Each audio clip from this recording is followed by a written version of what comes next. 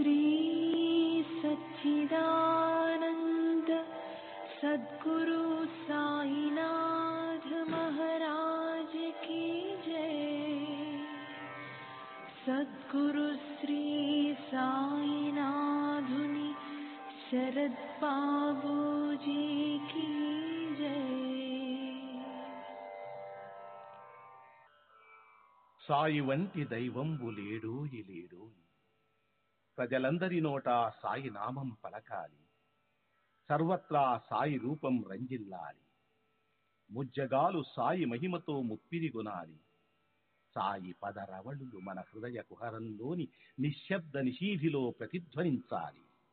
ప్రణవనాద వీచికల్లా సాయి జ్ఞాన సౌరభాలు సర్వత్రా వ్యాపించాలి. ఆ సుజ్ఞాన సౌరభాల ఆస్వాదనలో మన మనసులు మత్తెక్కాలి. సాయి ప్రేమామృత ధారలు అంతటా నిరంతరం వర్షించాలి. ఆ ప్రేమామృత ధారలలో తడుస్తూ, ఆ జ్ఞాన సౌరభాల మత్తులో ఆనందంగా నర్తిస్తూ, సాయి వంటి దైవంబు లేడోయి లేడోయి అని అందరూ ఏకకంఠంతో గానం చేయాలి. అదే నా ఆశ, ఆశయం, ఆకాంక్ష. అదొక మధుర స్వప్నం. ఆ స్వప్న సాఫల్యం కోసం శ్రీ సాయినాథుని అనన్య ప్రేమతో, ఆర్ద్రతతో ప్రార్థించటమే మనం చేయగలిగింది, చేయవలసింది. శ్రీ బాబూజీ.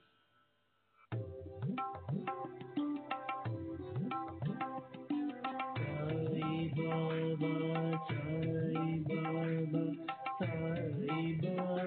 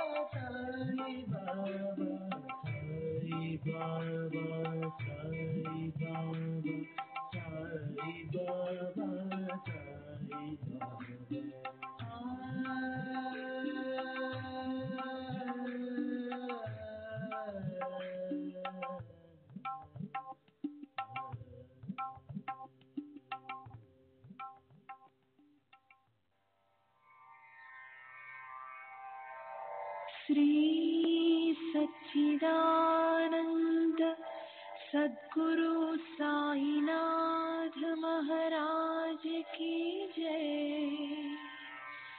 सद्गुरु श्री साईनाथुनि शरद बाबू जी की जय।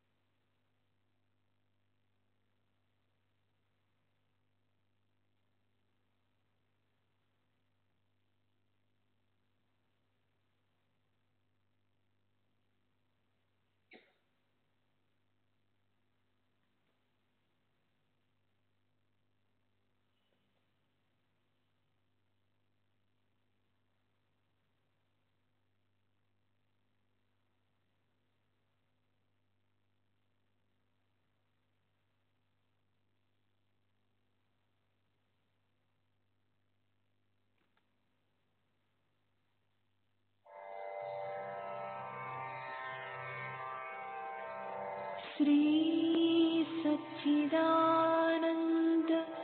सद्गुरु साईनाथ महाराज की जय। सद्गुरु श्री साईनाथुनि शरद बाबू जी की जय।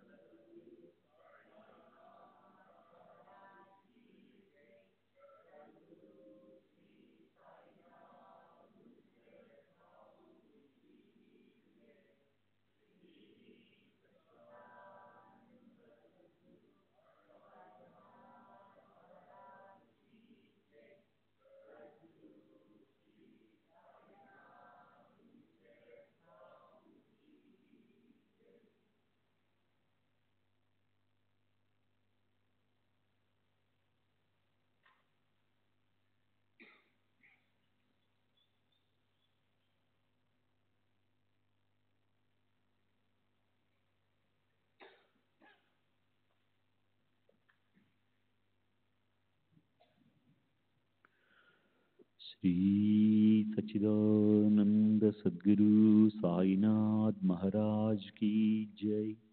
सद्गुरु श्री साईनाथ शरद बाबू जी की जय।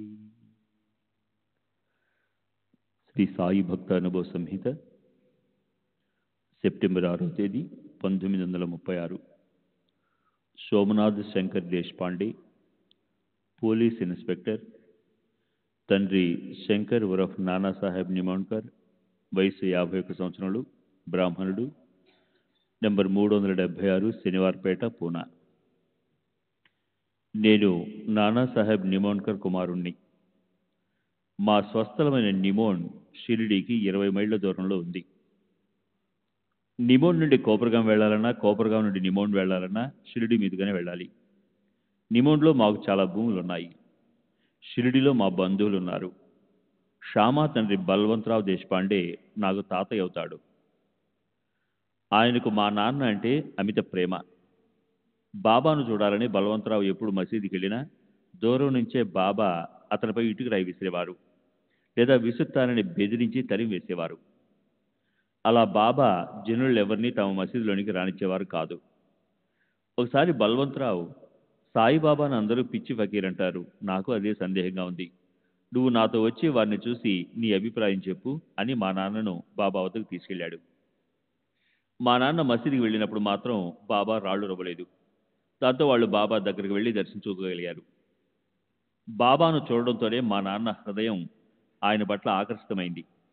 ఇంటికి తిరిగి వచ్చేటప్పుడు మా నాన్న బల్వంతరావుతో బాబా పిచ్చివాడు కాడని, గొప్ప మహనీయులని చెప్పాడు. ఇంత మునుపు బాబా వద్దకు వెళ్ళినప్పుడు వారు తనపై రాళ్లు రువ్వేవారు కదా, మరి ఇప్పుడు ఎందుకు రువ్వలేదని బలవంతరావు ఆశ్చర్యపోయాడు. అందుకు మా నాన్న, నీవు బాబాను పిచ్చివారని సందేహించావు, అందుకే అలా జరిగింది. నేను అలా సందేహించలేదు అని చెప్పాడు.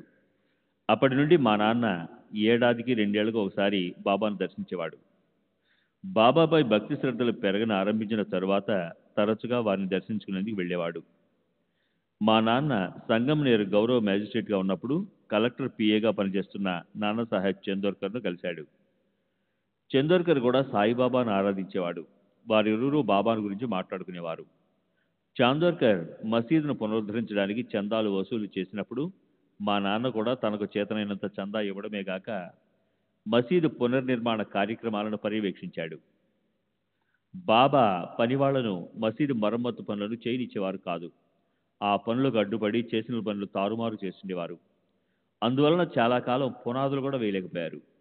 అందువల్ల బాబా చావడిలో నిద్రిస్తున్నప్పుడు మా నాన్న రాత్రిళ్ళు త్వరితగతిన పనులు చేయించేవాడు. బాబాకు మా నాన్నపై ఎంతో నమ్మకం ఉంది. అందుకే 1916-18 సంవత్సరాలలో మా నాన్న షిరిడీలో ఉన్నప్పుడు బాబా ఆయనను షరాబుగా అంటే బ్యాంకర్గా చేశారు. బాబా తమకు వచ్చిన డబ్బును మా నాన్నకి ఇచ్చేవారు. ఇది చూసి మా నాన్నకు బాబా డబ్బు దానంగా ఇస్తున్నారని మాధవరావు కూడా పొరపడ్డాడు. మా నాన్నకి ఎవరి వద్ద నుండి డబ్బు తీసుకోవాల్సిన అవసరం ఉండేది కాదు. ఎందుకంటే మాకు భూముల ద్వారా వచ్చే సంవత్సర ఆదాయం 500 రూపాయల వరకు ఉండేది. మా నాన్న అవసరాలకు సరిపడా డబ్బు నేను పంపుతూ ఉండేవాడిని. అంతేకాకుండా మా నాన్న ఫకీరు డబ్బు ఎవరి చెంత నిలవదు అని తరచుగా బాబా చెప్పే మాటలు జీర్ణించుకుని ఉన్నాడు. ఎవరైనా ఫకీరు డబ్బు తింటే ఎప్పటికైనా చివరి పైసా వరకు కక్కవలసి ఉంటుంది. ఇటువంటి డబ్బు కానుకల కంటే శ్రేష్టమైన మా ప్రాపంచిక పారమార్థిక ఉన్నతినే మా నాన్న బాబా నుండి కోరుకొని వాటిని పొందాడు. కనుక బాబా డబ్బులు బాబా ఖర్చులకే ఉపయోగించేవాడు.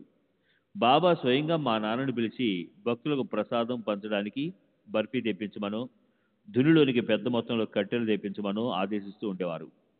మా నాన్నను మేము కాకా అని పిలిచేవాళ్ళం. గ్రామస్తులు కూడా అలాగే పిలిచేవారు. దాంతో బాబా కూడా కాకా అని పిలిచేవారు. బాబా ద్వారా మా నాన్న ఆధ్యాత్మిక లబ్ధిని పొందారన్న దానికి నిదర్శనగా ఈ క్రింది విషయం చెప్పగలను. మా నాన్న సంస్కృతంలో భాగవతాన్ని, ఇతర గ్రంథాలను పారాయణ చేయాలనుకున్నాడు. మా నాన్నకు సంస్కృతం రానందున చదవలేకపోయాడు. ఒకసారి బాబా ఆయనతో, బాబా నువ్వు ఎందుకు పారాయణ చేయవు? నిమోన్కర్, బాబా నాకు సంస్కృతం రాదు. బాబా, అయినా పర్వాలేదు, ప్రారంభించు. ఈ మసీదు తల్లి నీకు తప్పక సంస్కృతం నేర్పుతుంది. క్రమంగా నువ్వే నేర్చుకుంటావు. బాబా మాటల మీద నమ్మకంతో మా నాన్న శ్రీమద్ భాగవతం, దాని వ్యాఖ్యానం సంస్కృతంలో చదవడం మొదలుపెట్టాడు. అర్థం కాకపోయినా చదవడం కొనసాగించాడు. క్రమేణా మా నాన్నకు సంస్కృతం అర్థం కాసాగింది.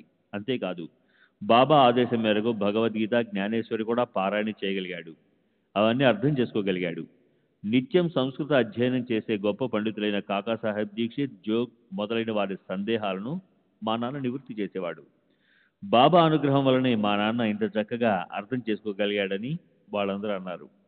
కానీ బాబా ఒకసారి మా నాన్నతో, కాకా మనం ఎందుకు విసిరిపరచాలి? అలా చేయడం వలన క్రమేణా మనలో అహం పెరుగుతుంది అని చెప్పి ఇతరులకు వివరించడాన్ని ఆపేయమన్నారు. పూనాలో మా నాన్న నాతో గడిపిన చివరి 2 నెలల్లో ఆయన బాబా ద్వారా పొందిన కొద్దిపాటి ఆధ్యాత్మిక శక్తితోనే ఇతరుల కష్టాలను నివారించాడు.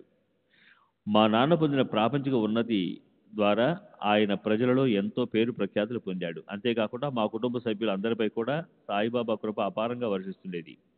మా నాన్న నా చిన్నతనం నుండి నన్ను బాబా దగ్గరికి తీసుకుని వెళ్తుండేవాడు. బాబా నన్ను సోమ్ని అని ముద్దుగా పిలుస్తూ ఎంతో ప్రేమాభిమానాలతో చూసేవారు. బాబాకు నాపై ఉన్న ప్రేమ ఎటుందో తెలియజేసే మరో సంఘటన మా నాన్న నాకు చెప్పాడు. ఇది నేను ఉద్యోగంలో చేరక మునుపు జరిగింది. బాబా మసీదులో కూర్చొని ఒక గుడ్డ సంచిలోని కొన్ని నాణ్యాలను బయటికి తీసి ఒక్కొక్క నాణ్యాన్ని చేతిలోనికి తీసుకుని వేళ్లతో రుద్దుతూ కాకాచా సోమ్యాచా అంటుండేవారు. దీనిని బట్టి బాబా నన్ను తరచుగా తలుచుకునేవారని, అది నాకెంతో మంచిదని మా నాన్న చెప్పాడు. శ్రీ సచిదానంద సద్గురు సాయినాథ్ మహారాజ్ కీ జై. సద్గురు శ్రీ సాయినాథ్ శరద్ బాబూజీ కీ జై.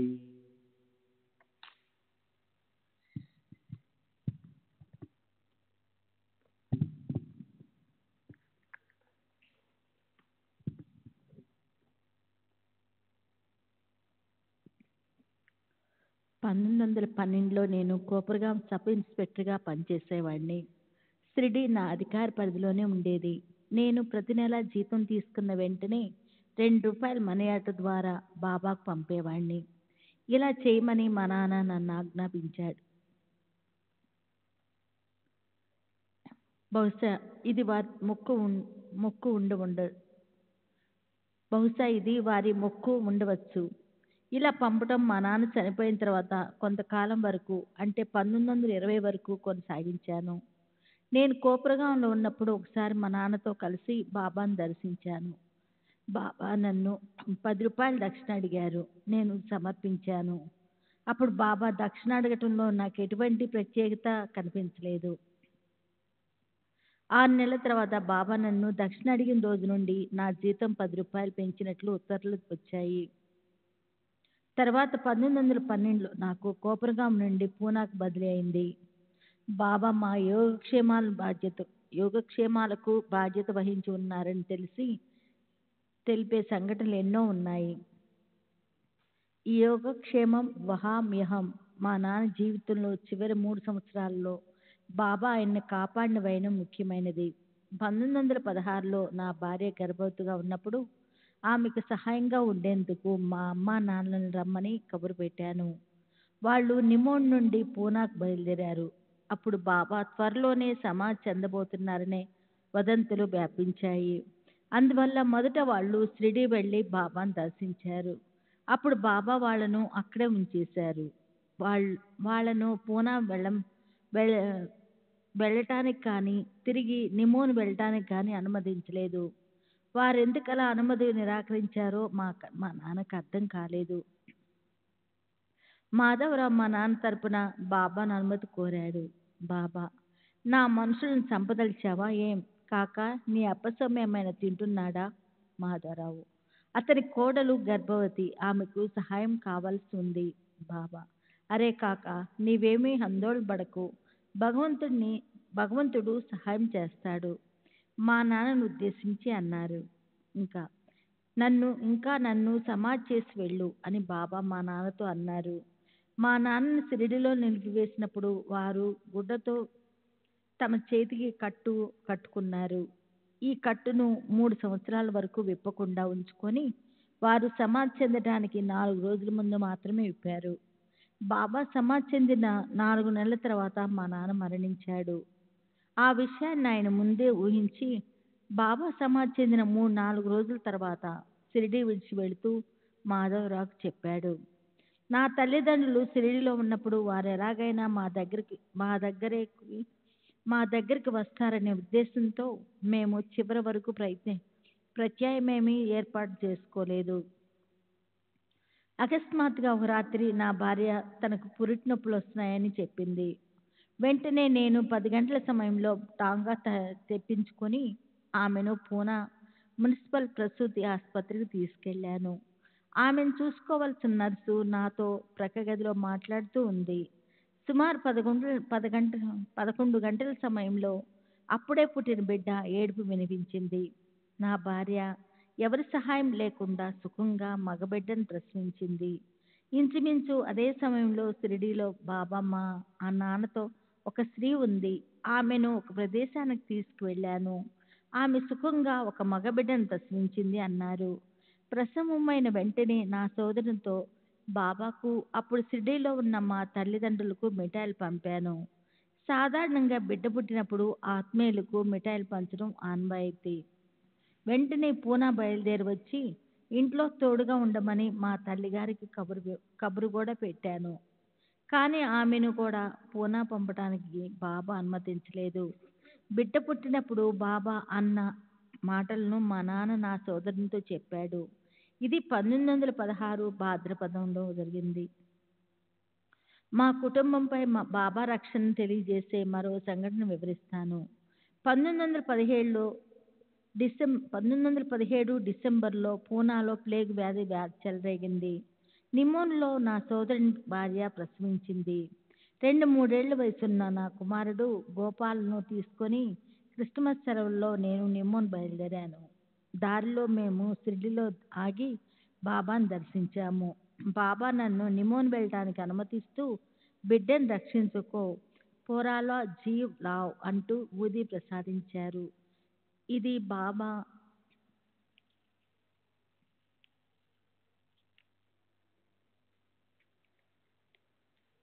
బాబా నా కుమారుడు గోపాల్కు ఇచ్చిన ఆశీర్వాదం అనుకొని వాడి నొసటిపై ఊది రాసి టాంగాలో నిమోన్ బయలుదేరాను. నేను నిమోన్ చేరేసరికి నా సోదరిని 12 రోజుల బిడ్డకు సుస్థి చేసి అకస్మారక స్థితిలోకి వెళ్ళింది. ఒళ్ళంతా చల్లబడిపోయింది. తల్లిదండ్రులు ఆశ వదులుకొని బిడ్డ మరణించిందని అనుకున్నారు. బాబా షిరిడీలో చెప్పింది ఈ బిడ్డ గురించేనని, గోపాల్ గురించి కాదని నాకప్పుడు అర్థమైంది. బాబా ఇచ్చిన ఊది కోసం వెతికాను, కానీ అది ప్రయాణంలో ఎక్కడో పడిపోయింది. నేను ఆ బిడ్డను నా ఒడిలోకి తీసుకొని కాపాడమని మనస్ఫూర్తిగా బాబాను ప్రార్థించాను. 15 నిమిషాలలో బిడ్డ కోలుకుంది. క్రమేణా ఆరోగ్యం చేకూరింది. ఆ బిడ్డను దైవదత్తంగా భావించి దత్తా అని నామకరణం చేశారు. నేను షిరిడీ నుండి పూనా తిరిగి వెళ్దామనుకున్న సమయంలో పూనాలో ప్రబలి ఉన్న ప్లేగు ఇంకా తగ్గలేదు. కానీ నాకు సెలవులు లేకపోవడంతో నేను 3/1/1917లో తిరిగి డ్యూటీలో చేరవలసి ఉంది. కానీ బాబా నాకు అనుమతి ఇవ్వటానికి సుముఖంగా లేరు. మా నాన్న బాబా చేతిలో ఊది పెట్టి నన్ను ఆశీర్వదించి పంపమని ఒత్తిడి తెచ్చాడు.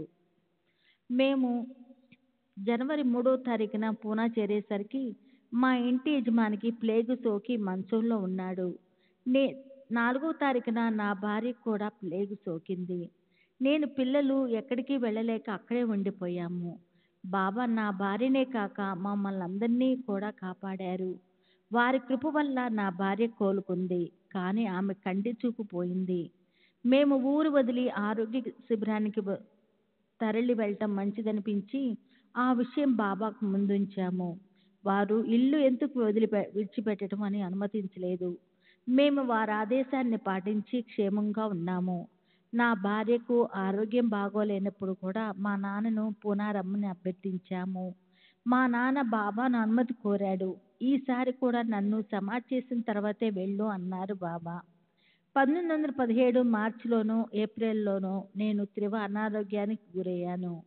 బహుశా అది ప్లేగు కానీ టైఫాయిడ్ కానీ అయి ఉండొచ్చు. మా నాన్నను రమ్మని తిరిగి జాబు వ్రాశాను, కానీ బాబా అప్పుడు కూడా మా నాన్నకు అనుమతి ఇవ్వలేదు. కానీ బాబా మా నాన్నతో ఎందుకు ఆందోళన పడుతున్నావు, నీ సౌమ్య త్వరలోనే కోలుకొని మనల్ని చూడటానికి ఇక్కడికి వస్తాడు అని అన్నారు. నా జ్వరము 21 రోజుల తర్వాత తగ్గలేదు. 21 రోజుల దాకా తగ్గలేదు. ఆ సమయంలో కేవలం నీరు మాత్రమే తీసుకోగలిగాను. తర్వాత క్రమేణా కోలుకున్నాను. నేను నా ఆరోగ్యం మెరుగుపడటానికి 2-3 నెలలు సెలవు పెట్టి నా కుటుంబంతో ముందు బేలాపూర్ వెళ్ళాను. అక్కడ నాకు భక్తి మార్గాన్ని చూపే మంత్రోపదేశం చేసిన గురువు విద్యానంద స్వామి సమాధి ఉంది. ఆ సమాధి చెంత కొన్ని రోజులు గడిపాను. అయినా నా ఆరోగ్యంలో పెద్దగా మార్పేమీ రాలేదు. చాలా బలహీనంగా ఉన్నాను. అక్కడికి మా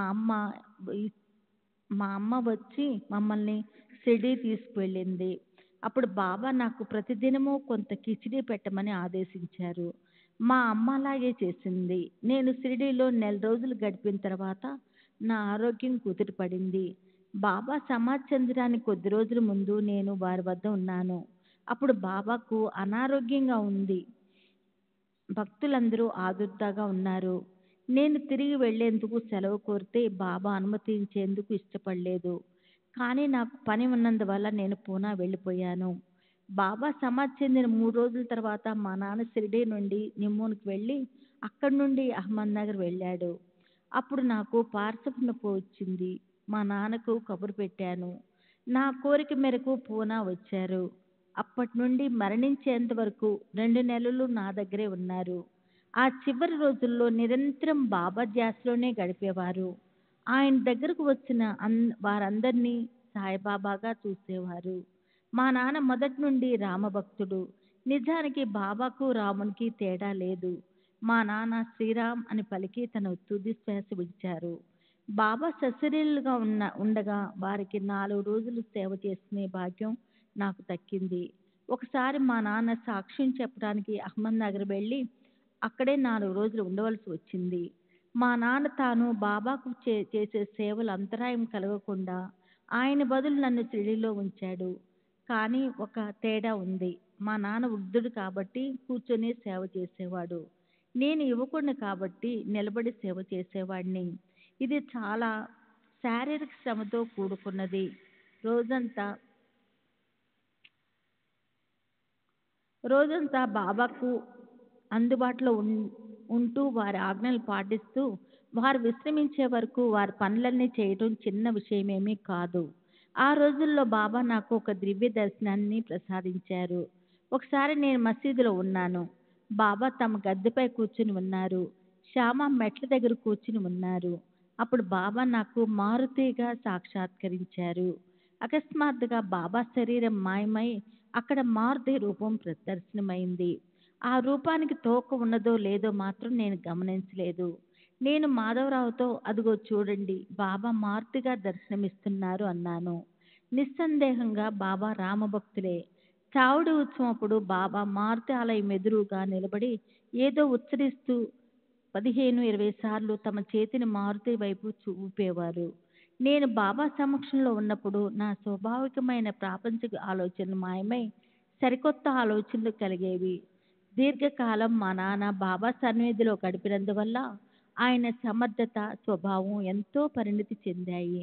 బాబాతో మా నాన్నకు ఉన్నంత సాన్నిహిత్యం నాకు లేదు. 1918 నవంబర్లో మా నాన్న అహ్మద్నగర్లో ఉండగా నాకు పార్సపు నొప్పి వచ్చింది. నేను అది అపెండిసైటిస్గా అనుకున్నాను.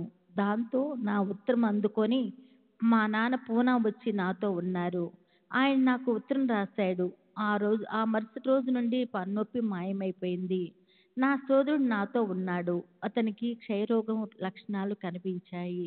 మా నాన్న అతడికి బాబా ఊది తీర్థం ఇచ్చాడు. అతను కోలుకున్నాడు. నా సోదరుని కుమారుడైన దత్తునికి తలంతా దురదలొచ్చాయి. అది కూడా మా నాన్న ఊది ఇవ్వటంతో నయమైంది. మా నాన్న ఆచార వ్యవహారాల్లో ఎంతో నిష్ఠాగరిష్ఠుడిగా ఉండేవాడు. బాబా మా నాన్న ఆచారాన్ని గౌరవించి అందుకు విరుద్ధమైన ఏ ప్రసాదాన్ని ఆయనకి ఇచ్చేవారు కాదు. బాబాకు ఒక పాదంలో మత్స్యము, రెండో పాదంలో తన ధనస్సు గుర్తులను స్పష్టంగా ఉండటం నేను చూశాను. ఇలాంటి గుర్తులు గొప్ప మహాత్ములకు మాత్రమే ఉంటాయి. శ్రీ సచిదానంద సద్గురు సాయినాథ్ మహారాజ్ కీ జై. సద్గురు శ్రీ జై. మార్చి 9వ తేదీ 1938 దీక్షిత్ వాడ, షిరిడి. మాధవరావు దేశపాండ్ ఊరఫ్ శ్యామ. వయసు సుమారు 80 సంవత్సరములు. బ్రాహ్మణుడు. ఉపాసని బాబా మొదట షిరిడి వచ్చినప్పుడు దీక్షిత్ వాడలో బస చేసేవాడు. ఆయన అప్పటికీ అనారోగ్యంతోనే ఉన్నాడు. నేను చనిపోయాను అని నిద్రలో కలవరిస్తూ ఉండేవాడు. తనకు సహాయపడవలసినదిగా బాబాను ఆర్థించమని నన్ను కోరాడు. నేను బాబా దగ్గరికి వెళ్ళి ఉపాసనీ శాస్త్రి మరణభయంతో ఉన్నాడని చెప్పాను. అప్పుడు బాబా, ఈ జాగా షిరిడి మరణించేందుకు కాదు, ధరించేందుకే ఉంది అన్నారు. ఉపాసనని అందరిలాగే నేను ఒక గూఢాచారిగా భావించాను. కానీ తాను గూఢాచారిని కానని ఆయన నాకు భరోసా ఇచ్చాడు. మొదట ఉపాసని వచ్చినప్పుడు బాబా ఆయనను షిరిడీలోనే ఉండమన్నారు, లేదా 8 రోజులకల్లా తిరిగి రమ్మన్నారు. కానీ ఉపాసని దానికి అంగీకరించలేదు. దూలే షిరిడీకి చాలా దూరంలో ఉన్నదంటూ మరేవో కారణాలు చెప్పాడు. చివరికి ఆయన దీక్షిత్ వాడలో 2 సంవత్సరాల 3 నెలలు నివసించాడు. ఆయన రెండవసారి షిరిడీ వచ్చిన 15 రోజుల తరువాత బాబా ఆయనను బాబా ఆయనను ఖండోబా ఆలయంలో 4 సంవత్సరాల పాటు ఉండమన్నారు. 4 సంవత్సరాల తరువాత ఖండోబా అనుగ్రహం లభిస్తుందని చెప్పారు. వాడలోని క్రింది అంతస్తులో జిఎస్ కపడ్డే చేసే పారాయణ కార్యక్రమంలో ఉపాసనీ శాస్త్రి తదితరులు పాల్గొనేవారు. ఉపాసనీ శాస్త్రి ఖండోబా ఆలయంలో నివసించేటప్పుడు రాత్రిళ్ళు వాడలోని పై అంతస్తులో ఎక్కువ సమయం మాట్లాడుతూ గడిపేవాడు. శ్రీ సచ్చిదానంద సద్గురు సాయినాథ్ మహారాజ్ కీ జై. సద్గురు శ్రీ సాయినాథుని శరత్ బాబూజీకి జై. బాబా నాకన్నా 4 సంవత్సరాలు చిన్నవాడినని చెప్పారు. కానీ వయసులో నాకన్నా పెద్దవాడిగా కనిపించేవారు. అది ఈ జన్మకు సంబంధించినది అయి ఉండదు. పూర్వజన్మలో వారితో నాకున్న అనుబంధాన్ని గురించి బాబా నీవు నేను గత జన్మలో ఒకే వీధిలో నివసించేవాళ్ళం అన్నారు. 3 సంవత్సరాల పాప శాంతి కిర్వండీకర్ బావిలో పడినప్పుడు బాబా ఆ పాపకు దెబ్బ తగలకుండా పట్టుకున్నారు. బాబా అనుగ్రహం వలన ఆ పాప రక్షింపబడింది. ఆమె బాబా సోదరిగా చెప్పుకునేది. ఈ సంఘటన 1915 ప్రాంతంలో జరిగింది. అప్పుడు ఆ పాప తండ్రి బాబా కిర్వండీకర్, ఇప్పుడు ఆయన చనిపోయాడు. ఆ పాప తండ్రి బాబా కిర్వండీకర్ షిరిడీలోనే నివసించేవాడు. ఆ పాప బావిలో పడినప్పుడు కాకాసాహెబ్ దీక్షిత్, బూటి మొదలైన భక్తులు కూడా షిరిడీలో ఉన్నారు. ఇప్పుడు ఆమెకు వివాహమై తన భర్తతో మన్మాడుకు 330 మైళ్ళ దూరంలోనున్న మాలేగాంలో నివసిస్తూ ఉంది. మా కుటుంబం నిమోన్కు చెందినది. నేను పుట్టినది కూడా అక్కడే. నాకు 2 సంవత్సరాల వయసున్నప్పుడు మా నాన్న ఇక్కడికి అంటే షిరిడీకి వచ్చి స్థిరపడ్డాడు. నేను పెరిగింది చదివింది ఇక్కడే. నేను షిరిడీలో ఉన్న పాఠశాలలో సహాయ ఉపాధ్యాయునిగా పనిచేసేవాడిని. నాతో పాటు లక్ష్మణ్ మాస్టర్ అను మరో ఉపాధ్యాయుడు కూడా పనిచేసేవాడు. నానా రతన్ పార్ఖియా మా హెడ్ మాస్టరు. మా స్కూలు శ్యామకర్ణ కోసం నిర్మించిన గుర్రపుశాల ఉన్న చోట ఉండేది. స్కూల్ గోడకున్న కిటికీ నుండి పక్కనే ఉన్న మసీదు కనిపించేది. ప్రజలందరూ పిచ్చి పకీరుగా భావించే బాబాను నేను ఆ కిటికీ గుండా అప్పుడప్పుడు చూస్తూ ఉండేవాడిని. అప్పుడు నాకు వారిపై గౌరవభావం ఉండేది కాదు. నేను రాత్రులు స్కూల్లో నిద్రిస్తున్నప్పుడు బాబా ఇంగ్లీషు, హిందీ మొదలైన భాషల్లో మాట్లాడుతూ ఉండడం వినిపించేది. ఆ సమయంలో మసీదులో ఉన్నది బాబా ఒక్కరే. అప్పుడు అందరూ అనుకున్నట్లు బాబా పిచ్చివాడు కాదని, అద్భుత శక్తులు గల మహాత్ములని నాకు నమ్మకం కలగసాగింది. నేను షిరిడీలో ఉపాధ్యాయునిగా 5-6 సంవత్సరాలు పనిచేసిన తర్వాత నాకు మరో ప్రాంతానికి బదిలీ అయ్యింది. అప్పుడు నా స్థానంలో గను మాస్టర్ నియమించబడ్డాడు. ఉద్యోగాన్ని వదిలేసిన తర్వాత అప్పుడప్పుడు బాబాను దర్శించేవాడిని. తర్వాత 5-6 నెలలకు బాబా దైవమన్న నమ్మకం కలిగింది. చిదంబర కేశవ గాడ్గిల్ అను భక్తుడు పూనాకు చెందిన భీమశంకర ఆలయంలో నివసిస్తున్న సాధువును దర్శించాడు. ఆ సాధువు గాడ్గిల్ను షిరిడీలో ఉన్న శ్రీ సాయిబాబా వద్దకు వెళ్ళమని ఆదేశించాడు. వారి ఆదేశం మేరకు అతను షిరిడీ వచ్చాడు. అప్పుడు నేను స్కూల్లోనే పనిచేస్తున్నాను. ఇక్కడ ఒక గొప్ప సాధువు ఉన్నారట కదా, ఎక్కడున్నారు అని నన్ను అడిగాడు. నేను షిరిడీలో అలాంటి వారు ఎవరూ లేరని చెప్పి మసీదు వైపు చూపిస్తూ ఇక్కడ ఉన్నది ఈ పిచ్చి పకీరే అని బదులిచ్చాను. గాడ్గిల్తో పాటు వామన్ అను గ్రామాధికారి, సీతారాం పట్వర్ధన్ అను విద్యాధికారి, టాంగా నడిపే అతను కూడా వచ్చారు. గాడ్గిల్తో పాటు మేమందరం మసీదుకు వెళ్ళాము. మేము మసీదు మెట్లు ఎక్కుతున్నప్పుడు బాబా ఆవేశంగా అరుస్తూ తిట్ల వర్షం కురిపించారు. మెట్లు ఎక్కనివ్వలేదు. నేను ఒక ముస్లిం ఫకీర్ను. వెళ్ళి ఆ భీమశంకర ఆలయంలోనున్న సాధువు కాళ్ళపై పడు అన్నారు. బాబా తిట్టినప్పటికీ ఆ మాటలు గాడ్గిల్లో నమ్మకాన్ని, ఆనందాన్ని కలుగజేశాయి. బాబా పిచ్చివాడు కాదని వారొక జ్ఞాని అని తెలుసుకున్నాడు. అప్పటి నుండి షిరిడీకి తరచుగా వచ్చి బాబాను దర్శించసాగాడు. బాబాకు ప్రగాఢ భక్తుడయ్యాడు. ఆనంద స్వామి ఆన ఆనందనాథ్ వారి అసలు పేరు కాదు. ఆనంద స్వామి 1878 ప్రాంతాలలో సమాధి చెందిన అక్కలకోట మహారాజ్ భక్తుడు. ఆయన యవలాకు 6 మైళ్ళ దూరంలోనున్న సవర్గావ్ అను గ్రామంలో ఒక మఠాన్ని స్థాపించి నివసించేవారు.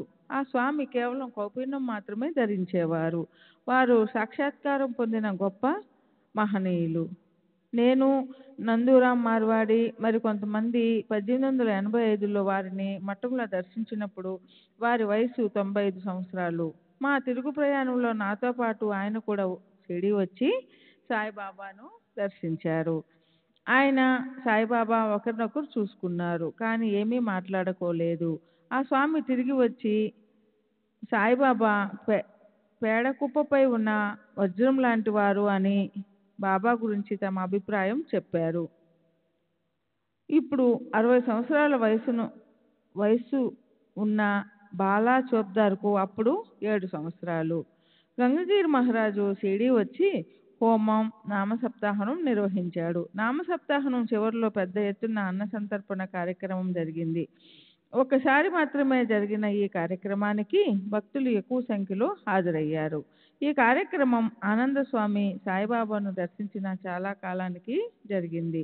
గంగగిరి మహారాజు కూడా సాయిబాబాను దర్శించి బాబా ఎంతో గొప్పవారన్న అభిప్రాయాన్ని తెలియజేశాడు. బాబా చేసిన ఒక వింత కొనుగోలు విషయం చెప్పి తీరాలి. ఒక వ్యక్తి వద్ద చాలా మేకలున్నాయి. ఒక్కొక్క మేక ఖరీదు సుమారు 4 రూపాయలు ఉంటుంది. బాబా అతని వద్ద నుండి 2 మేకలను 32 రూపాయలకు కొన్నారు. ఈ విషయం తెలిసి నేను, తాత్య బాబా దగ్గరికి వెళ్ళి మేకల కొనుగోలు విషయంలో బాబా మోసపోయారని, ఒక్కొక్క మేక ఖరీదు 4 రూపాయల కన్నా ఎక్కువ చేయదని చెప్పాము. అప్పుడు బాబా బజారు నుండి 1.5 రూపాయలకు పప్పు తెప్పించి వాటికి పెట్టారు. ఆ తర్వాత తాము ఎందుకలా చేశారో బాబా వివరించారు. ఆ 2 మేకలు వారి వంక దీనంగా చూశాయని, వాటిని తాము గుర్తుపట్టామని చెప్పారు. ఆ మేకలు గత జన్మలో స్త్రీలని, వారిరువురు తమను సేవించుకునేవారని చెప్పారు. కానీ వాళ్ళిద్దరూ తీవ్రంగా కొట్లాడుకుంటూ చివరకు ఒకరినొకరు చంపుకున్నారు. వాళ్ళు ఈ జన్మలో మేకలుగా పుట్టారని చెప్పారు. ఆ తర్వాత బాబా ఆ మేకలను తిరిగి వాటి యజమానికే ఇచ్చేశారు. బాబా కాలంలో రోహిల్లాలు చాలామంది వచ్చేవారు. వారిలో పిష్యా ఒకడు. నింగావ్లో బాబా సాహెబ్ డెంగ్లే, అతని తమ్ముడు నానా సాహెబ్ డెంగ్లే అను భూస్వాములు ఉండేవారు. వారు ప్రభుత్వ అధికారులు కాకపోయినా వారికి ప్రభుత్వ అధికారులలో మంచి పరపతి ఉండేది. నేను స్కూల్లో ఉపాధ్యాయునిగా పనిచేస్తున్నప్పుడు నానా సాహెబ్ డెంగ్లే బాబా వద్దకు వచ్చాడు. నానా సాహెబ్ నిమోన్కర్ నాకన్నా 5 సంవత్సరాలు పెద్దవాడు. అతను షిరిడీలో బాబాను సేవిస్తూ చాలా కాలం నివసించాడు. ఒకసారి పూనాలోనున్న అతని కోడలకు ప్లేగు సోకింది. నిమోన్కర్ అతని భార్య పూనా వెళ్ళడానికి బాబాను అనుమతి కోరారు. కానీ బాబా అనుమతించలేదు. నిమోన్కర్ భార్య దుఃఖించింది. అప్పుడు బాబా ఆమెతో, ఎందుకు దుఃఖిస్తున్నావు? నీ కుమారుడు 15 రోజుల్లో ఇక్కడికి వస్తాడు అని ఓదార్చారు. బాబా చెప్పినట్లుగా వారిద్దరికి ప్లేగు వ్యాధి నయమైంది. ఆమె కుమారుడు 15 రోజుల్లో షిరిడీ వచ్చాడు. ఇక జీవించడం అసంభవం అనుకున్న ఎందరో సాయి భక్తులను మృత్యుముఖం నుండి బాబా రక్షించారు. సమర్థ రామదాస్ కూడా మరణగండం నుండి తమ భక్తుణ్ణి విడిపించారు. ఒక భక్తుడు మృత్యుముఖంలో ఉన్నప్పుడు రామదాసు ఆ భక్తుణ్ణి తమ చెంతనే కూర్చొని గట్టిగా తమ పాదాలు పట్టుకొని ఉండమని ఆదేశించారు. ఆ భక్తుడు అట్లాగే రామదాసు పాదాలు పట్టుకొని వదల్లేదు. మృత్యు సమయం దాటిపోయింది. మృత్యువు ఆ భక్తుని చెంతకు రాకుండా రామదాసు ఆపి కాపాడారు. నానావళి చనిపోయే నాటికి 70 సంవత్సరాల వృద్ధుడు. బాబా నానావళిని ప్రోత్సహిస్తూ కులుప్ లగా దియా, కిల్లి తేరా పాస్ హై, మేరాకు దగా నై దేనా, మై దగా నహి దూంగా అన్నారు. అతను యశ్వంతరావుకు అంటే నాసిక్కు చెందిన దేవ్ మమల్తాదారు గురుబంధువు. నానావళి గొప్ప విరాగి, సాక్షాత్కారం పొందినవాడు. అతను పందిపెంటను తినేవాడు, తేళ్లను, కప్పను, ఎలుకలను నోటిలో ఉంచుకునేవాడు. ఓసారి బాబాపై ఎలుకను ఉమ్మాడు కూడా. అతను జంధ్యం వేసుకునేవాడు కాదు. బాబా మహాసమాధి చెందిన రోజు నేను వెళ్ళిపోతాను అని చెప్పి కొద్ది రోజులకే అతడు మరణించాడు. సెప్టెంబర్ 26వ తేదీ 1936. శ్రీ కొలంబో ఉరఫ్ డివి సంబారే, వయసు 57 సంవత్సరాలు, గౌడ్ సారస్వత్. బాబా మసీదులో చిలుం పీలుస్తూ తమ దగ్గర కూర్చొని ఉన్న భక్తులకు ఇస్తున్నారు. అప్పుడు నేను బాబాకు కొంచెం దూరంగా మెట్ల దగ్గర కూర్చొని ఉన్నాను. నాకు బీడీలు తాగే అలవాటు ఉంది. నాకు ఒకసారి చిలుం పీల్చాలన్న కోరిక కలిగింది. ఈ ఆలోచన వచ్చినదే తడువుగా, బాబా, అరే అబ్బాయి ఇలా రా, ఎందుకంత దూరంగా కూర్చున్నావు, దగ్గరికి రా, వచ్చి చిలుం పీల్చు, అరే పోరా ఇక్కడే, లాంబా కసాలా బసాలా జవాల్ ఏం చిలుం ఘే అని పిలిచి చిలుం చేతికిచ్చారు. నేను వారితో కలిసి చిలుం పీల్చాను. నా కోరిక తెలుసుకొని నాకు చిలుం ఇచ్చినందుకు వారి సర్వజ్ఞతకు, కరుణకు నేనెంతో ఆనందించాను. పొగ పీల్చే అలవాటే గాక నాకు హానికరమైన త్రాగుడు అలవాటు కూడా ఉంది. 1-2-1917 తేదీన నాకు ఒక కల వచ్చింది. కలలో బాబా నా ఛాతిపై కూర్చొని, ఒరేయ్ ఏం చేస్తున్నావు, పోరా కాయకర్తో అంటూ గర్దిస్తూ నా ఛాతిపై ఒత్తిడి పెంచి నేను త్రాగుడు మానేస్తానని చెప్పేదాకా ఛాతిపై నుండి లేవలేదు. మరుసటి రోజు నుండి త్రాగుడును పూర్తిగా మానివేశాను. నాకు 15-2-1917 తేదీన ఒక కఠిన పరీక్ష ఎదురైంది. మా ఆఫీసు మేనేజరు వారి పిల్లలకు వీడ్కోలు ఇచ్చే సందర్భంగా ఒక విందు ఏర్పాటు చేసి నన్ను కూడా ఆహ్వానించాడు. మా మేనేజరు గ్లాసులో విస్కీ సోడా పోసిచ్చి త్రాగమని నన్ను ఒత్తిడి చేశాడు. అటువంటి వాతావరణంలో బాబా ప్రస్తావన తీసుకొని రావడం ఇష్టం లేక డాక్టర్ నన్ను మద్యం మానేయమన్నాడని చెప్పాను. కానీ మా మేనేజరు ఆ అభ్యంతరాన్ని పట్టించుకోకుండా త్రాగమని బలవంతం పెట్టాడు. ఇంతలో ఒక అద్భుతం జరిగింది. కరెంటు పోయి లైట్లు ఆరిపోయాయి.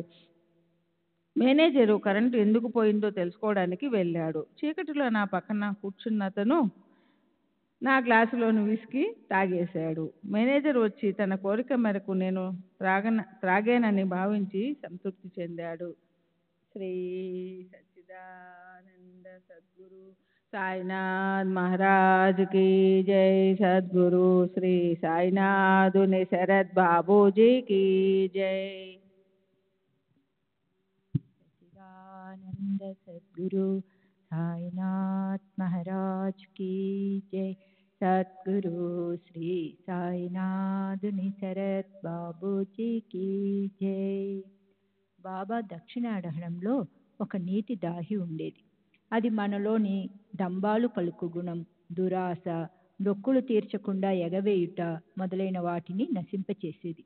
పై సంఘటన జరిగిన కొన్ని నెలల తరువాత నేను ఒకసారి షిరిడీలో ఉన్నప్పుడు బాబా భక్తులందరినీ దక్షిణ అడిగారు, కానీ నన్ను మాత్రం అడగలేదు. నేను నా దురలవాటు మార్చుకున్నందుకు ప్రతిఫలంగా బాబా దక్షిణ విషయంలో నాకు మినహాయింపు ఇచ్చారని అనుకున్నాను. వాడాకు వెళ్ళిన తరువాత భక్తులతో బాబా నన్ను మాత్రం దక్షిణ అడగకపోవడం గురించి డంబాలు పలికాను. వెంటనే నన్ను మసీదుకి రమ్మన్నట్లు బాబా నుండి ఆదేశం రావడంతో నేను వెళ్ళాను. బాబా నన్ను 2 రూపాయలు దక్షిణ అడిగారు. నేను సమర్పించాను. బొంబాయిలోని ముహాబత్తుకు చెందిన ముద్రణాలయం యజమాని కూడా బాబాను దర్శించేందుకు షిరిడీ వచ్చాడు. అతని వద్ద 18 రూపాయలు కొంత చిల్లర ఉంది. అతను ఆ డబ్బంతా దాచమని నాకు ఇచ్చాడు.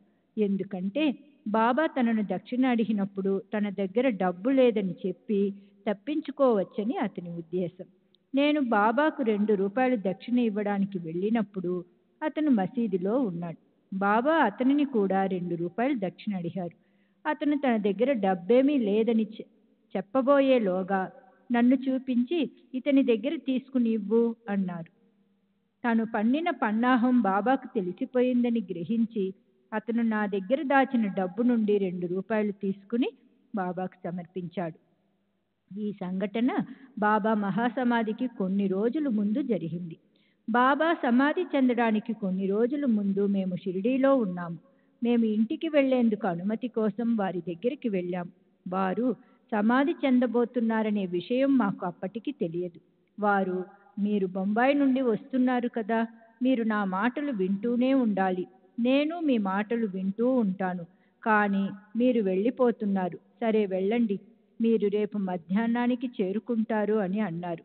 ఆ మాటలు అనేటప్పుడు వారిలో కొద్దిగా సంశయము కనిపించింది. సాయంత్రం వారి సెలవు తీసుకుని మేము కోపర్గాంలో రాత్రి రైలు ఎక్కాము. మామూలుగానే ఉదయం 7:30, 8 గంటలకల్లా బొంబాయి మన్మాడ్ మీదుగా చేరుదామనుకున్నాము. కానీ అది మన్మాడ్ చేరేసరికి రైలు ఇంజనులో సాంకేతిక లోపం ఏదో కనిపించింది కనుక సుమారు 4 గంటలు ఆలస్యమవుతుందని తెలిసింది. బాబా చెప్పినట్లే జరిగింది. మేము బొంబాయి చేరేటప్పటికి మధ్యాహ్నం 12 గంటలయింది. ఆ తరువాత కొద్ది రోజులకే బాబా మహాసమాధి చెందారు. మాకు సెలవు ఇచ్చే సమయంలో బాబా ఎందుకు సంశయించారో మాకు అప్పుడు అర్థమైంది. అదే మేము వారిని చివరిగా దర్శించుకుంది. 14 సంవత్సరముల క్రితం నాకు ఒక కల వచ్చింది. కలలో బాబా కనబడి, అబ్బాయి, నీవు నన్ను నీ గురువుగా ఇతరులకు చెప్పుకుంటున్నావు, నేను నీకెప్పుడైనా ఉపదేశం చేశానా అని అడిగారు. తరువాత నన్ను చేతులు కడుక్కొని రమ్మని ఆదేశించారు. నేను అలా చేసిన తరువాత నాకు ఒక మరాఠీ శ్లోకాన్ని చెప్పి దానిని వల్లవేయమన్నారు. నేను కలలో దానిని పలుమార్లు వల్లించాను. ఇది బాబా నాకు చేసిన ఉపదేశంగా భావించాను. కానీ నిద్ర మేల్కొన్న తరువాత ఆ మరాఠీ శ్లోకం కొంచెం కూడా గుర్తుకు రాలేదు. ఇప్పటికీ అది నెప్తికి తెచ్చుకోలేకపోతున్నాను. 2 సంవత్సరాల క్రితమే నాకు 55 సంవత్సరాలు పూర్తి అయింది. మా కంపెనీ రూల్ ప్రకారం 55 సంవత్సరాలకు పదవి విరమణ చేయాలి. నేను అందుకు సిద్ధపడి తగిన ఏర్పాట్లు చేసుకుంటున్నాను. అప్పుడు నాకు ఒక కల వచ్చింది. కలలో మా డైరెక్టర్ కనిపించి నేను కంపెనీ విడిచి వెళ్ళను అవసరం లేదని చెప్పాడు. ఇంతవరకు నన్నెవ్వరూ పదవి విరమణ చేయమని ఆదేశించలేదు. నాకు 5 కుమార్తెలు, 1 కుమారుడు ఉన్నారు. నాకెన్నో కుటుంబ బాధ్యతలు ఉన్నాయి. కానీ నా బరువు, బాధ్యతలు అన్నీ బాబానే చూసుకుంటున్నారు. నేను ఎప్పుడూ బాబాను ప్రత్యేకించి ఏ కోరిక తీర్చమని ప్రార్థించలేదు. మన కోరికలు ఏమిటో, మనకు ఏది మంచిదో, ఏది ఇవ్వాలో ఆయనకు తెలియదా? మనం పలుమార్లు అడిగి విసిగిస్తే గాని ఆయన మన కోరికలు తీర్చరా? మాకు సంబంధించిన విషయాలను బాబా ఇచ్చకు వదిలిపెట్టడంలోనే మాకు సంతృప్తి ఉంది.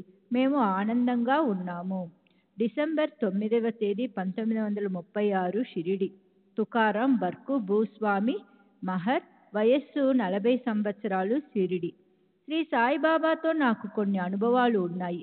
1912లో గోదావరి కాలువలకు మొదటిసారి నీళ్లు వదిలిన సమయంలో ఇక్కడికి 20 మైళ్ళ దూరంలోనున్న కరంజీగా మన గ్రామానికి నేను ఉపాధి కోసం వెళ్ళదలచాను. నేను ఇక్కడ నుండి బయలుదేరి కోపర్గాం రోడ్డులో ఉండగా బాబా లెండి తోట నుండి వస్తూనో వెళుతూనో నాకు కనిపించారు. బాబా నా భుజంపై చేయి వేసి అనునయంగా వెళ్ళవద్దు అన్నారు. నేను వారి సలహాని పెడచెవినబెట్టి కరంజీగాంకు వెళ్ళిపోయాను. నేను వెళ్ళిన మరుసటి రోజు నుండి నాకు జ్వరం వచ్చి చాలా రోజులు బాధపడ్డాను. జీవనోపాధి మాట అటు ఉంచి సహాయం కొరకు అక్కడ ఉన్న మా దూరపు చుట్టాల దయపై ఆధారపడవలసి వచ్చింది. 15 రోజుల తరువాత కాస్త కోలుకుని షిరిడీ వచ్చాను. షిరిడీ వచ్చిన తరువాత కూడా 45 రోజులు జ్వరంతో బాధపడ్డాను. తరువాత మా అమ్మను బాబా దగ్గరికి వెళ్ళి ఊదీ తెమ్మన్నాను. ఊదీ పెట్టుకున్న మరుసటి రోజు నుండి నా జ్వరం తగ్గిపోయింది. సెప్టెంబర్ 23వ తేదీ 1936 ఎంజీ ప్రధాన్, గుమాస్తా, కలెక్టర్ కార్యాలయం, revenue department, old customs house, Venkateswara press, చాల్ సాండర్స్ రోడ్ దగ్గర, బొంబాయి. నేను సాయిబాబా గురించి విని ఉన్నాను. నా కుమారుడు దత్తాత్రేయ 7 ఏళ్ల వయసులో అకస్మాత్తుగా మరణించాడు. దుఃఖభారంతో నా మనసు కృంగిపోయింది.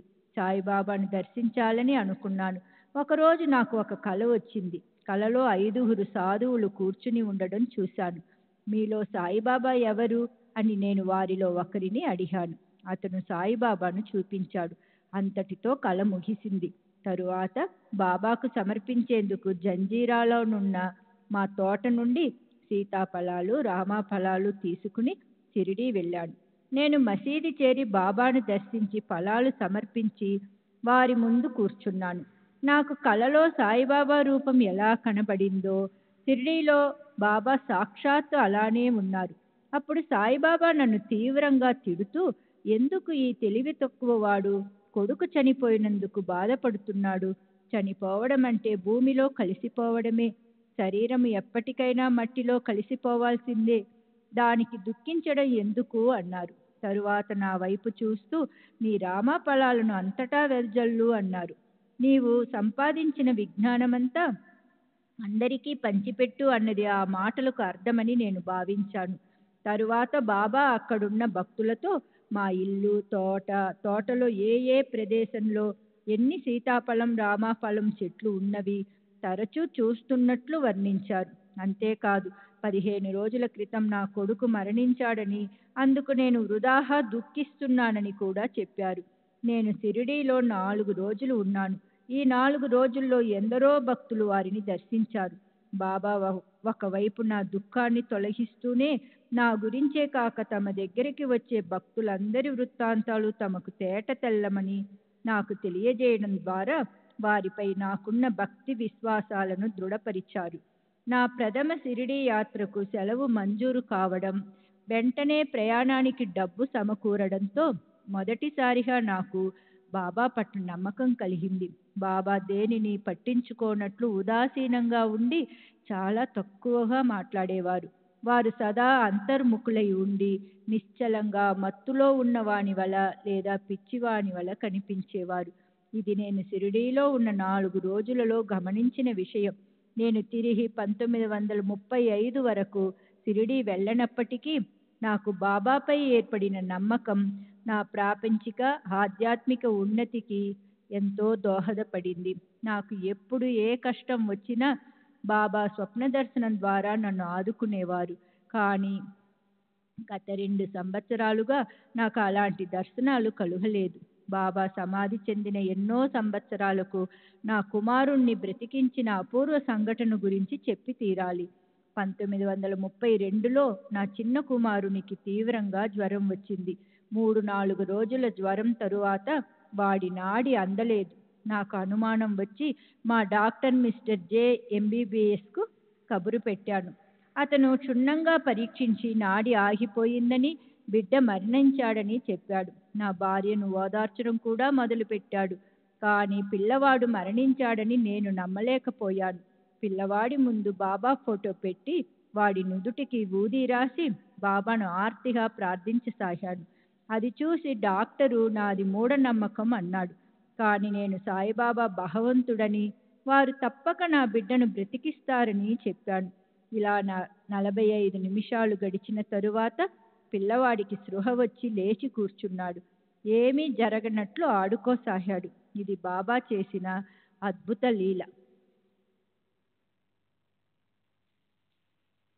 మామా దుబే ఉరఫ్ కాశీనాథ్ దుబే, అంగడి యజమాని, వయసు 70 సంవత్సరాలు, బ్రాహ్మణుడు, పూనా. ఇతని అనుభవాలు సాయిలీలా మాసిక్ వాల్యూమ్ 5 పార్ట్స్ 2-3లో కూడా ప్రచురింపబడ్డాయి. నాకు మొదటి నుండి సాధు సత్పురుషులపై సదభిప్రాయం ఉండేది కాదు. 1909లో నేను కోపర్గాంలో ఉండగా ఒక ఆవిడ నా దగ్గర 10 రూపాయలు అప్పుగా తీసుకుంది. తను ఔరంగాబాద్ వెళుతున్నానని, తిరిగి రాగానే అప్పు తీరుస్తానని చెప్పింది. సాయిబాబా అనే గొప్ప మహాత్ములు షిరిడీలో ఉన్నారని కూడా తెలిపింది. నేను బాబా గురించి వినడం అదే మొదటిసారి. ఆమె తీసుకున్న డబ్బు తిరిగి ఇస్తే ఆమె తిరిగి ఇస్తుందనే నమ్మకం నాలో లేదు. ఆ డబ్బు సాయిబాబాకే సమర్పిద్దామని నేను అనుకున్నాను. తరువాత నేను ఔరంగాబాద్కు వెళ్ళాను. అక్కడ ఆమె కనబడి ఊగించని విధంగా నా దగ్గర తీసుకున్న అప్పు చెల్లించింది. కొన్ని రోజుల తరువాత నేను షిరిడీ వెళ్ళి బాబాను దర్శించాను. నా మొక్కు విషయం బాబాతో చెప్పలేదు. కానీ బాబా మొదటి రోజు 4 సార్లు దక్షిణ అడిగి మొదట 5 రూపాయలు, తరువాత 2 రూపాయలు, ఆ తరువాత 2 రూపాయలు, చివరిగా 1 రూపాయి, మొత్తం 10 రూపాయలు తీసుకున్నారు. నేను 3 రోజులు అక్కడ ఉన్నప్పటికీ తరువాత 2 రోజులు వారు నన్ను దక్షిణ అడగలేదు. నేను వారికి సమర్పిద్దామనుకున్న మొత్తాన్నే సరిగ్గా బాబా అడిగి తీసుకున్నారు. श्री सच्चिदानंद सद्गुरु साईनाथ महाराज की जय। सद्गुरु श्री साईनाथ निसरत बाबू जी की जय।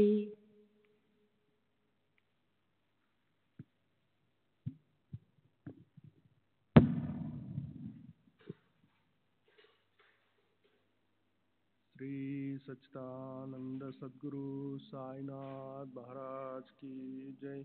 सद्गुरु श्री साईनाथ शरद बाबूजी की जय। మే 23వ తేదీ 1936 Ramachandra Waman Modak, BA engineer, Peru gate వద్ద, సదాశివపేట, పూనా. సాయిలీలా మాసిక్, పేజీ నంబర్ 399. ఊది ప్రభావంతో ఇంటి నుండి పాములను తరిమివేయుట. నేను మొదట సాయిబాబా దగ్గరికి 1909 ప్రాంతంలో వెళ్ళాను. వారిని చూసి నేను ఎంతో ప్రభావితమయ్యాను. అందుకే షిరిడీకి తరచుగా వెళ్ళేవాడిని. నేను చివరిసారిగా 1916లో షిరిడీ వెళ్ళాను. నా షిరిడీ యాత్రలన్నింటిలోకి 1912లో వెళ్ళినది అతి ముఖ్యమైనది. అప్పుడు నేను పశ్చిమ ఖాందేశ్ మున్సిపల్ మరియు స్థానిక అకౌంట్స్ విభాగంలో సీనియర్ గవర్నమెంట్ ఆడిటర్గా, లెక్కలు తనిఖీ చేసే అధికారిగా పనిచేస్తున్నాను. మా హెడ్ క్వార్టర్స్ బొంబాయిలో ఉండేది, కానీ నా భార్యా పిల్లలను నేను ధూళేలో ఉంచాను. 1912లో ఉద్యోగరీత్యా నాకు కొన్ని ఇబ్బందులు ఎదురయ్యాయి. ముఖ్యంగా ఒక ఉన్నతాధికారికి నేనంటే పడేది కాదు. అతను నన్ను ఉద్యోగం నుండి తప్పించే అవకాశం కోసం ఎదురు చూడసాగాడు. నా పై అధికారులు నన్ను శాఖాపరమైన పరీక్షలకు హాజరు కమ్మని ఒత్తిడి తెచ్చారు. అప్పుడు ఆ అధికారికి నన్ను ఉద్యోగం నుండి తొలగించేందుకు కానీ, లేదా ఏకంగా అనర్హునిగా ప్రకటించేందుకు కానీ మంచి అవకాశం ఉంది. అందువల్ల నేను పరీక్షలను ఎదుర్కొని ఉత్తీర్ణుడనై ప్రమోషన్ పొందడమా, లేక 120 రూపాయల జీతంతో క్షేమంగా ఉన్న ఉద్యోగంలోనే ఉంటూ పరీక్షలు హాజరు కావడానికి నిరాకరించడమా అన్న సమస్య ఎదురైంది. సాయిబాబా గొప్ప శక్తి కలవారని, కరుణామయులని తెలిసిన నేను ఇటువంటి గడ్డు పరిస్థితుల్లో నాకు దారి చూపించి నన్ను సరియైన మార్గంలో నడిపించగల సమర్థులు వారు ఒక్కరేనని నమ్మాను. ఎవరికీ చెప్పకుండా, సెలవు తీసుకోకుండా బొంబాయి నుండి షిరిడి, నా అధికార పరిధిలో లేని ప్రాంతానికి బయలుదేరాను. బాబాను దర్శించి మరుసటి మధ్యాహ్నానికి తిరిగి బొంబాయి రావచ్చునని తలచి సెలవు కూడా పెట్టలేదు. నేను షిరిడి వెళ్ళి బాబాను దర్శించాను. బాబా సన్నిధిలో భక్తులు ఎంతో ఉపశమనం పొందుతారు.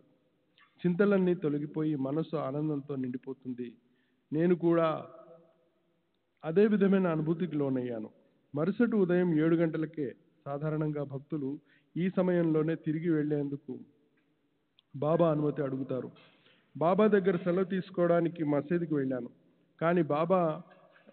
కానీ నాకు బాబా నుండి అనుమతి లభించనందున నేను ముంబై బయలుదేరలేకపోయాను. నేను సెలవు పెట్టకుండా, అధికారుల అనుమతి తీసుకోకుండా అక్రమ పద్ధతిలో షిరిడీ వచ్చానని, కనీసం భార్యాబిడ్డలకు కూడా చెప్పలేదని సర్వజ్ఞులైన బాబాకు తెలుసు. ఇప్పుడు నేను ఎటువంటి పరిస్థితులు ఎదుర్కోవలసి వచ్చినా బాబానే బాధ్యత వహించాలి.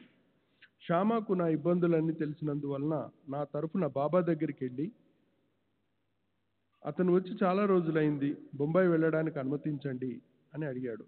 బాబా కోపంతో, అతను నిన్ను చూడడానికి వచ్చాడా లేక నన్ను చూడడానికా అని ప్రశ్నించి నా వైపు తిరిగి, ఏమి, నీవు నన్ను చూడడానికి వచ్చావా లేక శ్యామానా అన్నారు. ఇంకా అంతా సవ్యంగానే జరుగుతుందని, నా ఉద్యోగ విషయంలో కానీ ఇతర విషయాల్లో కానీ నాకు ఎలాంటి ఇబ్బందులు రావని బాబా హామీ ఇచ్చారు. బొంబాయిలో శాఖాపరమైన పరీక్ష జరిగే రోజు కూడా బాబా నన్ను షిరిడీలోనే ఉంచారు. దీన్ని బట్టి నేను పరీక్ష రాయకపోవడమే నాకు మంచిదని వారు నిర్ణయించినట్లుగా తెలుసుకున్నాను. షిరిడీలో ఉన్న 5వ రోజు రాత్రి నాకు కల వచ్చింది. నేను ఇంటికి వెళ్ళినట్లు, నా చిన్న కూతురు సంతోషంగా నన్ను ఆహ్వానిస్తూ, ఇన్ని రోజులు ఎక్కడికి వెళ్ళారు నాన్న అని ప్రశ్నిస్తున్నట్లు కనిపించింది. నేను నిద్ర మేల్కొని, బాబా ఆ రోజు నేను ఇంటిలో వెళ్లేందుకు తప్పక అనుమతిస్తారని తలచి దుస్తులు మార్చుకొని అన్నీ సర్దుకొని తయారయ్యాను. నాతో ఉన్న నా స్నేహితుడు ఆ రోజు కూడా బాబా అనుమతిస్తారన్న నమ్మకం లేదని చెబుతూ వినకుండా బయలుదేరి మసీదు గేటు దగ్గరకు వచ్చాను. అప్పుడు బాబా కోపావేశాలతో ఊగిపోతూ చేతిలో ఒక రాయి పట్టుకుని మసీదులో అటు ఇటు తిరుగుతూ పెద్దగా అరుస్తున్నారు. నేను గేటు దగ్గర నిలబడి ఉండడం గమనించారు. 10 నిమిషాల తర్వాత వారు శాంతించి గద్దెపై కూర్చున్నారు. సాధారణంగా భక్తులు వారు ఆ స్థలంలో కూర్చున్నప్పుడే వెళ్ళి వారి ఆశీస్సులు తీసుకుంటారు. నేను వెళ్ళి వారి పాదాలకు నమస్కరించాను.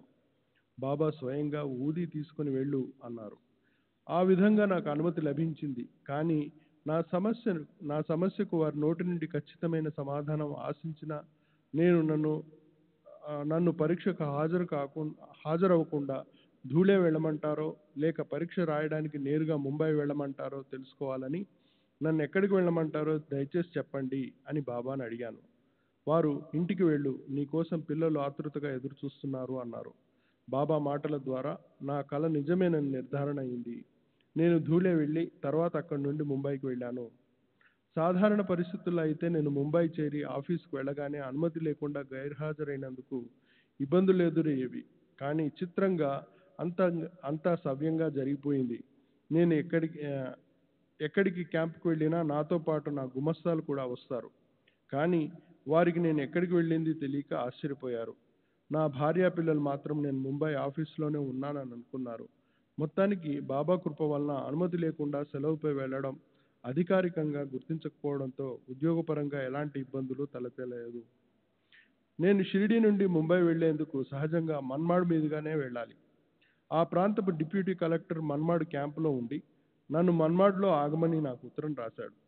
నేను షిరిడి నుండి బయలుదేరుతూ డిప్యూటీ కలెక్టర్ను మన్మాడ్లో కలుసుకోవాలని అనుకుంటుండగా బాబా వదిలేయి, అతను అక్కడ లేడు, తొందరేమీ లేదు అన్నారు. బాబా అలా ఎందుకు చెప్పారో నాకు అర్థం కాలేదు. నేను మన్మాడ్లో దిగేటప్పటికే డిప్యూటీ కలెక్టర్కు ఏదో టెలిగ్రామ్ వచ్చిందని, క్యాంపును రద్దు చేసుకొని ఇంకో చోటికి వెళ్ళాడని తెలిసింది. ఎప్పట్లాగే బాబా చెప్పింది నిజమైంది. షిరిడీలో ఉన్న 6 రోజుల్లో బాబా నాకు ఆధ్యాత్మిక అనుభవాలను ప్రసాదించి ఎంతో ప్రభావితం చేశారు. వారే నాకు సర్వమని, నా ఇహపర విషయాల గురించి నేను ఆలోచించవలసింది ఏమీ లేదని అనిపించింది. నేను షిరిడీలో గడిపిన రోజులు నా జీవితంలో ఎంతో ముఖ్యమైనవి, విలువైనవి. నాకు వేదాంత శాస్త్ర గ్రంథాధ్యయనం పట్ల మక్కువ, గురి. బాబా పట్ల ఎందరో భక్తులకు ఉన్నంత భక్తి శ్రద్ధలు నాకు ఉండేవి కావు. అప్పటికి నా మనసులో ప్రాపంచిక వాసనలు పోలేదు. 1912లో నేను బాబా నుండి ఏమి పొందాను అన్నదానికి 1914లో నాకు నిదర్శనం దొరికింది. మార్గదర్శిగా సాయిబాబా విలువను, వారు నాకు ప్రసాదించిన అనుభవాలను మరొక గొప్ప మహాత్ముడు నా మనసుకు హత్తుకునేలా తెలియపరిచాడు. ధూళేకు వెళ్లే మార్గంలో ఉన్న సోన్గిర్లో గోవింద బువా అనే గొప్ప మహనీయులు ఉన్నారని నేను ఇంటికి వెళ్లే దారి అదే గనుక వారిని దర్శించమని ఒక స్త్రీ నాతో చెప్పింది. కానీ నేను మధ్యలో ఆగడానికి వీలుపడని విధంగా కార్యక్రమాన్ని రూపొందించుకొని నేరుగా ధూళేకు టాంగా మాట్లాడుకున్నాను. విధి విలాసం వల్ల నేను, మా వంటవాడు కలిసి ప్రయాణిస్తున్న టాంగా మధ్యలో చెడిపోయి సరిగ్గా సోన్గిర్ వద్ద ఆగిపోయింది. టాంగా ఇనుప చక్రం బయటకు వచ్చేయడంతో అది సరిచేయడానికి 3 గంటలు పడుతుందని చెప్పారు.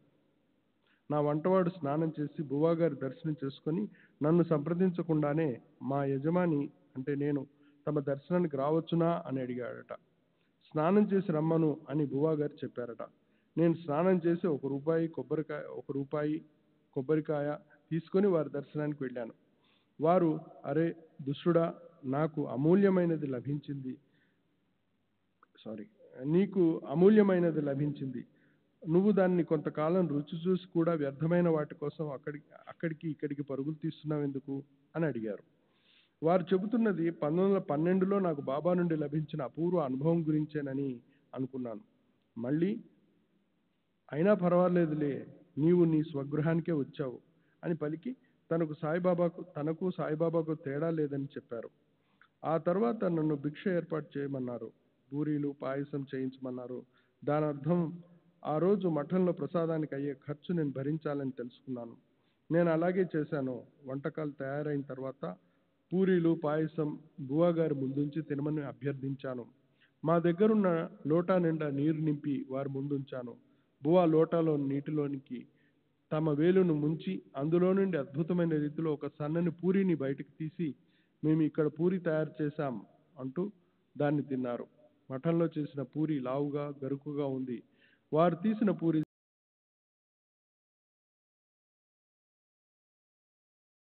బ్రహ్మాశ్చర్యాలలో మునిగిపోయాము. శ్రీ సచ్చిదానంద సద్గురు సాయినాథ్ మహారాజ్ की जय. सद्गुरु श्री साईनाथुनि शरद बाबू जी की जय.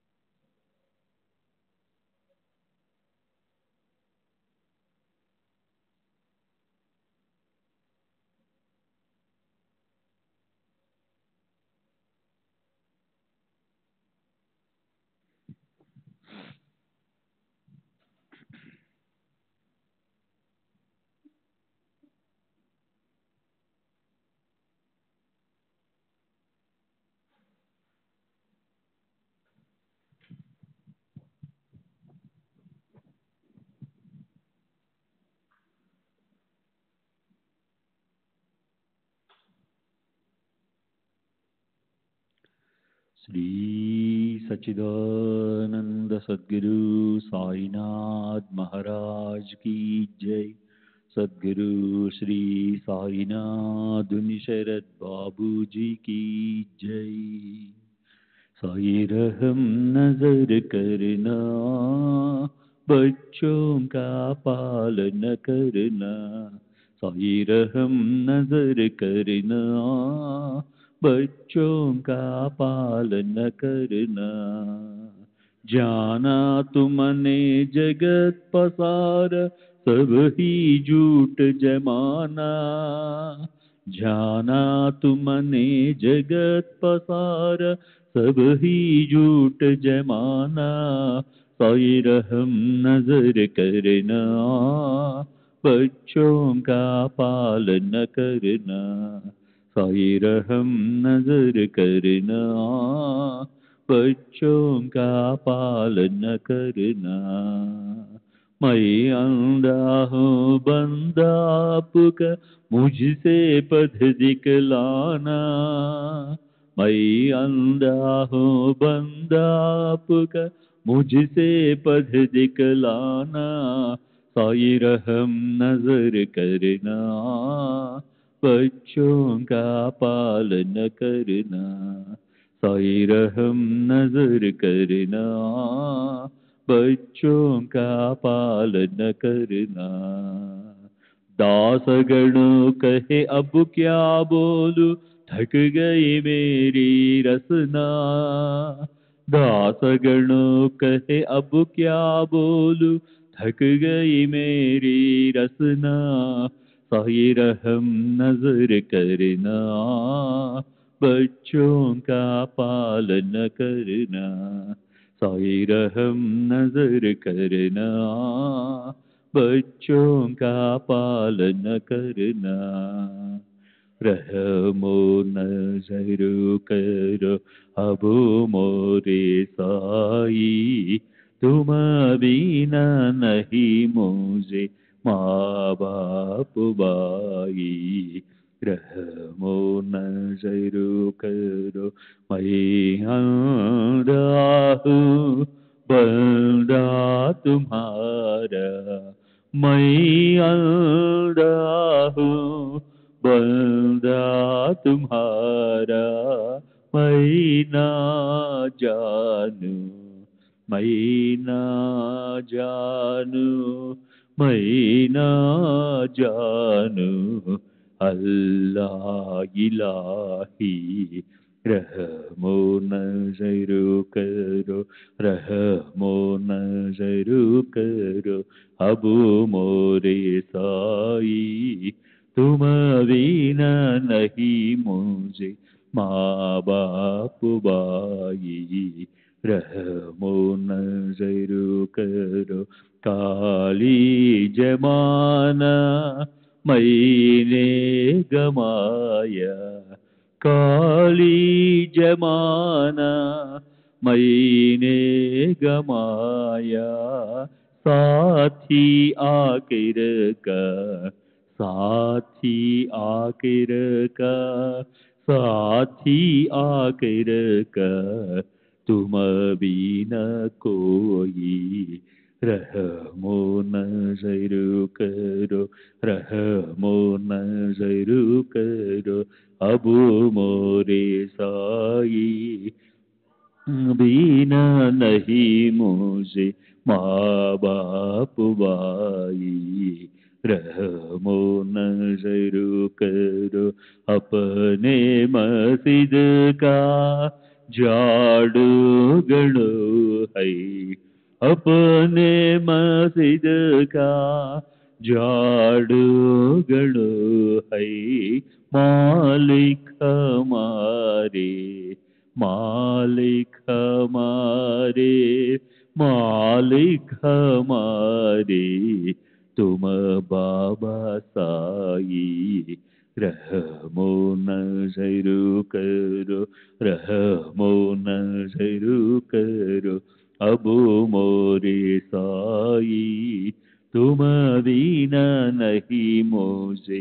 माँ बाप बाई रहमो नजरू करो।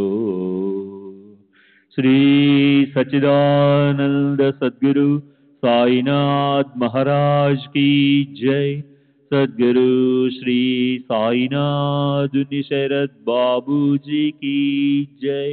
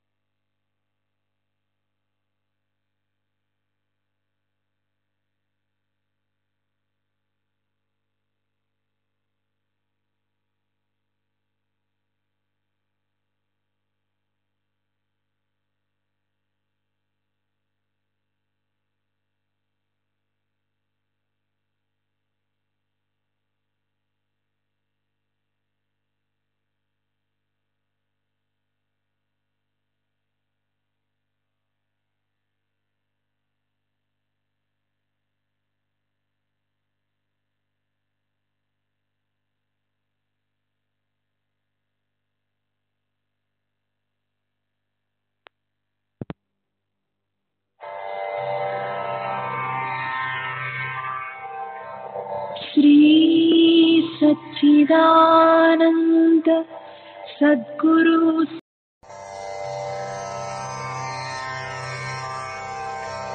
श्री सच्चिदानंद सद्गुरु साईनाथ महाराज की जय। सद्गुरु श्री साईनाथुनि शरद बाबू जी की जय।